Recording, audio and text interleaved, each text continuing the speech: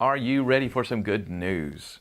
In Christ, your sin is completely blotted out. Here's today's text from Psalm 51. Have mercy on me, O God, according to your steadfast love. According to your abundant mercy, blot out my transgressions. Wash me thoroughly from my iniquity and cleanse me from my sin. The fleshly response to personal guilt runs in one of two directions. One, we try to cover it up, or two, we try to make up for it. We try to cover up sin by hiding it or rationalizing that it wasn't really wrong.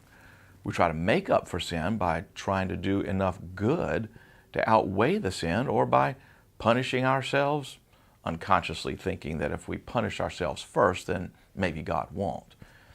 After his heinous sin with Bathsheba, David did neither.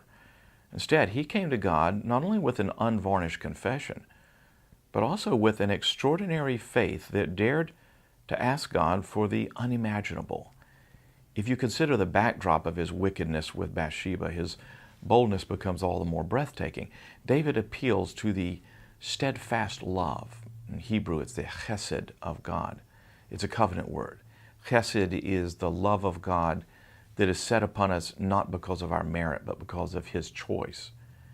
David is crying out, your love for me has never been dependent upon my goodness, but upon your grace. Deal with me according to your covenantal love rather than my fickle righteousness.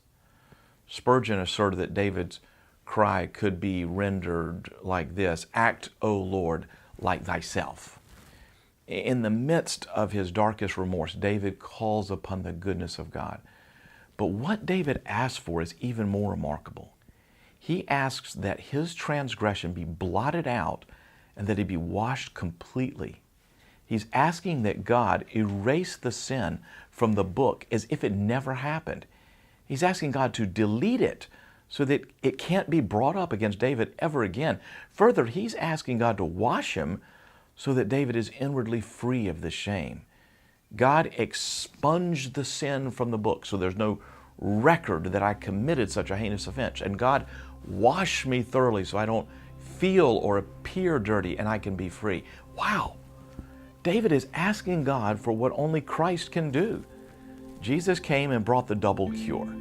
He took our sin and bore our shame, and that's the gospel.